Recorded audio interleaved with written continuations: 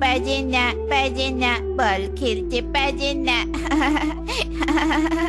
কি মজা, পারে না আমার সাথে, পারে না। দাদা তুই বলটা তো আমাকে দিচ্ছিস না, আমাকে দে না বলটা। নে দিলাম, দে পাই আমাকেও দে। কুহু আর কনক দুই ভাই বোন বেশ আনন্দের সাথে বল খেলতে থাকে। এভাবেই বেশ কিছুক্ষণ কেটে যায়। ওদের বাবা কালু কাক বাইরে থেকে বাড়িতে আসে। বাবা এসেছে দাদা, বাবা এসেছে। বাবা তুমি আমাদের জন্য কি নিয়ে এসেছো? কিছুই নিয়ে আসেনি রে মা, আজ অল্প টাকার বেলুন বিক্রি হয়েছে, তাই তোদের জন্য কিছু আনতে পারিনি। তোরা মন খারাপ করিস না, যেদিন বেশি টাকা আয় হবে সেদিন তোদের জন্য খেলনা আর মজাদার খাবার নিয়ে আসবো। সত্যি বলছে বাবা? সেদিন অনেক মজা হবে। হ্যাঁ অনেক মজা হবে। তা তোদের মা কোথায়? মা ঘরে। মা বাবা এসেছে, বাবার জন্য ঠান্ডা পানির শরবত নিয়ে এসো। দাদা চল আমরা আবারও খেলা শুরু করি।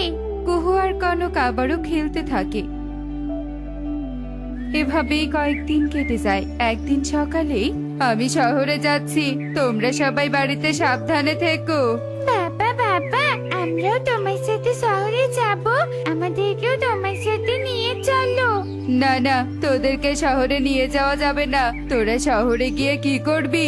আর তাছাড়া তোদের তো স্কুলও আছে। বাবা আজকে আমাদের স্কুল বন্ধ, আমরা অনেকদিন থেকে তোমার সাথে শহরে যেতে চাই, কিন্তু তুমি নিয়ে যাও না। আজকে নিয়ে যাও না বাবা। তোরা আবার শহরে গিয়ে আমার কাজে বিরক্ত করবি না তো? না বাবা, কোনো বিরক্ত করব না, তুমি যা বলবে আমরা তাই করব। ঠিক আছে চল তবে। কাকুলি, আমি কনক আর কুহুকে শহরে নিয়ে যাচ্ছি। নিয়ে যাও, তবে ওদের দেখে রেখো। কালু আর কিছু না বলে তার ছেলে মেয়েকে নিয়ে শহরের উদ্দেশ্যে চলতে থাকে। আর কিছুক্ষণের মধ্যেই ওরা শহরের বাজারে চলে আসে।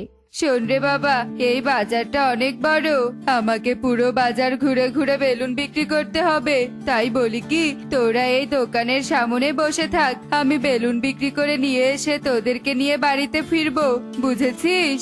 হ্যাঁ বাবা বুঝেছি। এখান থেকে কোথাও যাবি না কিন্তু। ঠিক আছে বাবা, কোথাও যাব না আমরা। থাক তবে।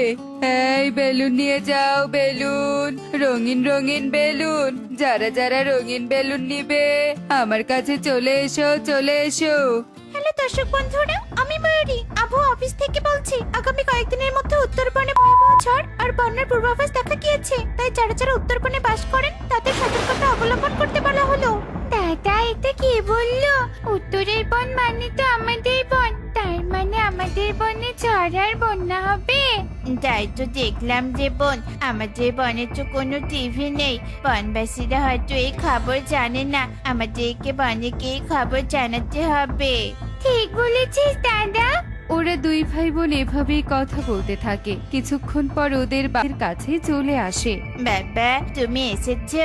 জানো বাবা, আমাদের বনে নাকি ভয়াবহ ঝড় আর বন্যা আসছে। তোদের এসব কে বললো?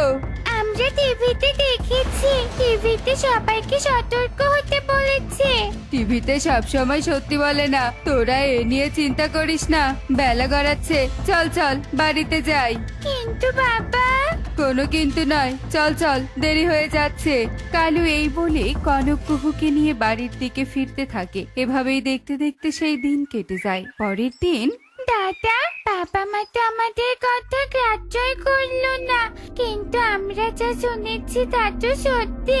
দাদা আমার মনে হয় বাবা মা আমাদের কথা বিশ্বাস না করলেও বনবাসী করবে। চলো দাদা আমরা বনে সবাইকে তাদের বাড়ি বাড়ি গিয়ে সতর্ক করি।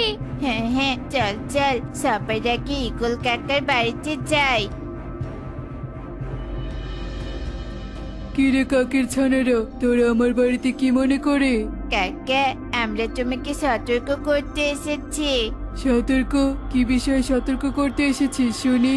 কাকা আমাদের বনে ভয়াবহ বন্যা আর ঝড় আসতে চলেছে, আমরা কালকে শহরে টিভিতে দেখেছি। তাই বলি কি, ঝড় আর বন্যার থেকে বাঁচতে চাইলে তোমাদের ঘর মেরামত করতে শুরু করো। কিসব বলছিস? বন্যার ঝড় আসবে, তা আবার এই সময়? দেখছিস না এখন আকাশ কত পরিষ্কার। ওসব বন্যা টন্যা হবে না। হবে কাকা, হবে। আমাদের কথা একটু বিশ্বাস করো। তোরা ছোট, তোদের কথা কি বিশ্বাস করব? যা তোরা মাঠে গিয়ে খেল, যা। ঈগল কনক গুহুর কথায় গুরুত্ব না দিয়ে ওদেরকে তাড়িয়ে দেয়। ওরা দুজন ঈগলের বাড়ি থেকে সোজা টুনির বাড়িতে চলে আসে আর টুনিকেও একই কথা বলে। সব শুনে টুনি বলে, ঝড় আর বন্যা হবে না রে না, বনে ওসব কিছুই হবে না। তোরা ছোট কি দেখতে কি দেখেছিস, আর সব সময় টিভির কথা সত্যি হয় না, বুঝলি? তাই এ সময় কষ্ট করে ঘরটা ঠিক করতে পারবো না। মাসি, আমাদের কথা একটু বিশ্বাস করো, আমরা একদম সত্যি কথা বলছি। আহা, এক কথা বারবার বলিস না তো। যা যা, অন্য কোথাও চলে যা। টুনিও ঈগলের মতো কুহু কনকের কথা বিশ্বাস করে না। কুহু কনক এভাবেই বনের সবাইকে সতর্ক করতে থাকে, কিন্তু ওরা ছোট জন্য কেউই ওদের কথা বিশ্বাস করে না। এভাবেই কয়েকদিন কেটে যায়। একদিন, ঈগল দাদা, তোমার কথা মতো তোমার ক্ষেত থেকে সব বেগুন তুলে এনেছি। এবার এগুলো কি করব? কি আর করবি, বনের গভীরে ফেলে দিয়ে আয়। কেন দাদা, কেন ফেলে দিয়ে আসবে এতগুলো ভালো বেগুন? ওরে বোকা, তুই জানিস না বনে বেগুনের কোনো দামই নেই। বনের কেউ বেগুন ফ্রিতে দিলেও নেয় না। যা এখন, কথা না বলে এগুলো ফেলে দিয়ে আয়, যা। কবুতর ঈগলের কথা মতো বেগুনগুলো নিয়ে বনের গভীরে আসে আর ফেলে দিয়ে চলে যায়। বন্ধে, বনের কেউ তো আমাদের কথা বিশ্বাসই করলো না। এবার যদি সত্যি সত্যি ঝড় আর বন্যা আসে, তাহলে আমাদের সবাইকে কে বাঁচাবে? আমাদের বনে তো কোনো আশ্রয় কেন্দ্র নেই যে সবাই মিলে সেখানে আশ্রয় নিব। ঠিক বলেছিস দাদা, আমরা দুজন যদি একটা আশ্রয় কেন্দ্র বানাতে পারতাম তাহলে খুব ভালো হতো। কিন্তু আশ্রয় কেন্দ্র বানাবো কি দিয়ে? হ্যাঁ যে বোন, সেটাই তো চিন্তা। আমাদের ইচ্ছে আছে, কিন্তু উপায় নেই। উপায়ও পেয়েছি দাদা। উপায় পেয়েছিস মানে? কি উপায় পেয়েছিস? আশ্রয় কেন্দ্রের মতো ঘর বানানোর উপায় পেয়েছি। ওই দেখ দাদা, কতগুলো বেগুন পড়ে আছে। চল, আমরা সেগুলো বেগুন দিয়ে ওখানে একটা ঘর বানাই। হ্যাঁ চল বানাই, কিন্তু আমাদের বনে তো অনেক পাখি, একটা ঘর দিয়ে কি হবে? একটা ঘর দিয়ে না হলে তিনতলা বেগুনের ঘর বানাবো। চল দাদা, আর দেরি না করে ঘর বানানোর কাজ শুরু করি। যেই বলা সেই কাজ। ওরা দুই ভাই বোন ফেলে দেয়া বেগুনগুলো দিয়ে ঘর বানাতে শুরু করে। এভাবেই বেশ কিছুক্ষণ কেটে যায়। তিনতলা বেগুনের ঘরটা তো বেশ সুন্দর হয়েছে। এবার আমাদের আর কোনো চিন্তা নেই, আমরা সবাই নিশ্চিন্তে এই ঘরে থাকতে পারবো। ঠিকই বলেছিস বোন। দেখ, আকাশটা কেমন কালো করে আসছে। চল এখন বাড়িতে যাই, নয়তো বেশি দেরি করলে মা বাবা আবার রাগ করবে। ওরা দুজন এই বলে ওখান থেকে বাড়িতে চলে আসে। এভাবেই বেশ কিছুক্ষণ কেটে যায়। বনের আকাশটা ভীষণ কালো করে প্রচন্ড বেগে ঝড় শুরু হয়ে যায়। হায় হায়, ঝড় উঠলো যে বনে, কিন্তু আমি তো ঘর ঠিক করিনি। এবার কি হবে? বিধাতা রক্ষা করো আমাদেরকে। টুনির মতো বনের সবাই ঝড়ের ভয়ে বিধাতাকে ডাকতে থাকে। এভাবেই টানা দুদিন কেটে যায়। প্রচন্ড ঝড়ের কারণে বনে বন্যা দেখা দেয়। সেই সাথে ঝড়ে বনের পাখিদের ঘরও ভেঙে যায়। দাদা দিদিরা, আমাদের সকলের ঘর তো ভেঙে শেষ। এবার এই ঝড় আর বন্যার মাঝে আমরা কোথায় থাকবো? কেন যে সেদিন কনক আর কুহুর কথা বিশ্বাস করিনি? ওদের কথা বিশ্বাস করলে আজ এই দিন দেখতে হতো না।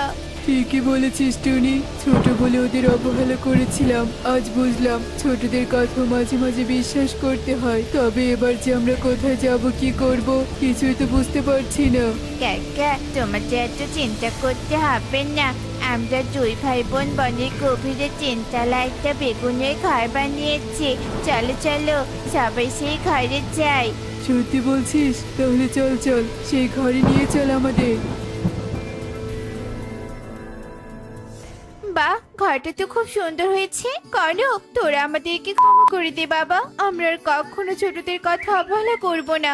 এখন থেকে আমরা ছোট বড় সবার কথাকে গুরুত্ব সহকারে মেনে নিব। মাসি, তোমরা যে তোমাদের ভুল বুঝতে পেরেছো, এটাই অনেক। তোমাদের ক্ষমা চাইতে হবে না।